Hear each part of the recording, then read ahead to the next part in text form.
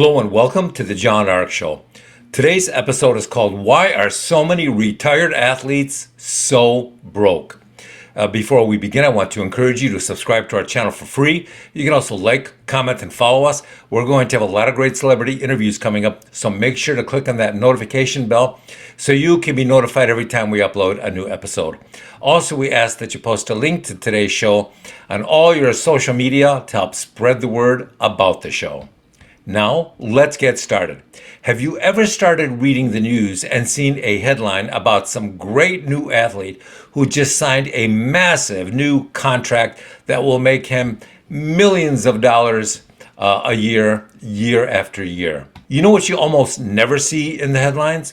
You don't often see stories about what happens after they get a massive career-ending injury or they retire.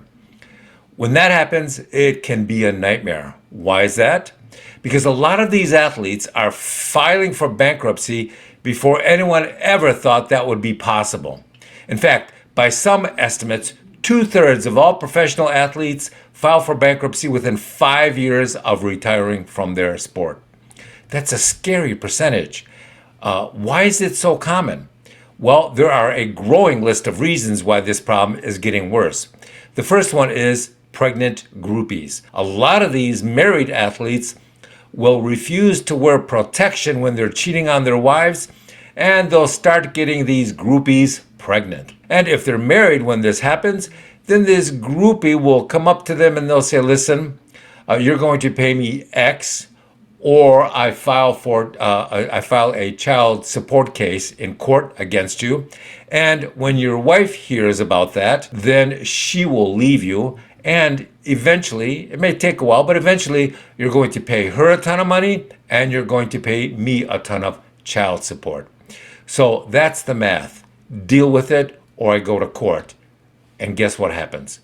They start paying off the groupie secretly so the wife doesn't find out. Now, I don't care how many millions of dollars you make. If you get hit by multiple child support lawsuits, you're going to go broke. And that party is over. But you know what's really interesting? Despite that happening, despite these guys, getting hit with, child support suit after child support suit, they continue to do this. Even after their wife divorces them, they continue to get these groupies pregnant. It's this really financially self-destructive behavior that just continues. Just look at all the once wealthy, but now broke former NFL and NBA players who are completely tapped out. I mean, it's a large percentage. And a lot of them may not have filed for bankruptcy, but guess what? The bank account is empty. Now, what's the next reason that causes so many athlete bankruptcies? Well, terrible investments. Pro ball players are being hit up all day and every day with crazy investment ideas. And most of those ideas come to them from their closest friends and relatives. People come up to them wanting them to invest in nightclubs, restaurants, real estate ideas, crypto nonsense, NFT nonsense. They want them to buy a plane, buy a few more Rolls Royces, all sorts of insanity. They may say no all day long, month after month, year after year, but eventually somebody really, really convincing comes up to them with a really interesting idea that just catches their fancy, and guess what? They agree to it. They'll pour millions of dollars into this idea or investment, and shockingly, it doesn't work out.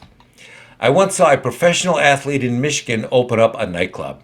Now, he'd never owned or operated a business before, but now all of a sudden, he wants to fulfill this fantasy about owning and running a nightclub, even though he's never run anything. So what does he do? On the day of the grand opening, he opens the club doors and people realize that the cover charge at the door is going to be $75. That is a lot of money in the Midwest back then. Back then, the average nightclub was charging, $3 to $5 for a cover charge in the Midwest.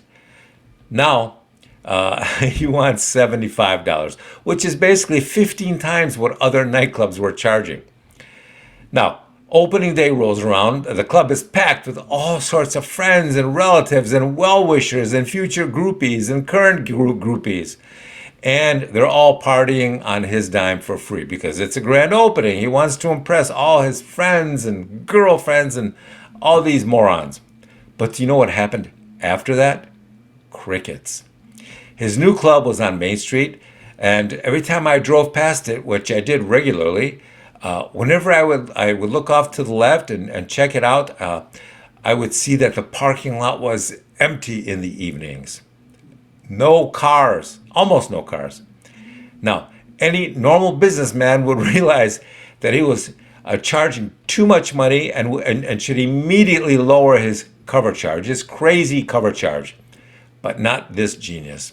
He was either too clueless or too proud or being lied to by the people around him who probably didn't have a clue either. So guess what?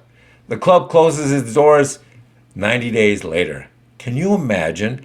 And I have to tell you, he probably spent more than $1 million designing and building out that club, which back then was a ton of money in the Midwest. It was very high end, very beautiful, and it was all gone just as quickly. So what else causes athletes to be so broke? What's amazing to me is how many athletes who are so disciplined at their sport have absolutely no discipline when it comes to spending their money. They'll buy crazy cars. They'll date crazy women. They'll buy crazy houses, more than one in the same city. If that seems odd to you, let me tell you why it happens. You have the crazy expensive house for your wife and kids, and then you have the crazy stylish condo on the other side of town for one or more of your groupies. And some of these guys can actually get these groupies to live in the same place to save money.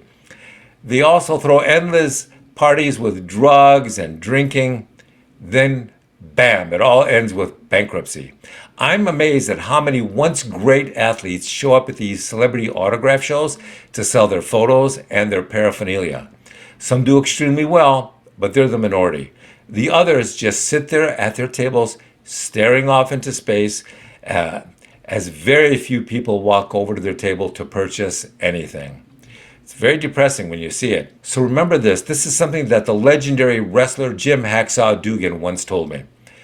It's one of my favorite sayings ever. He said, "It's not what you make in life, it's what you hang onto."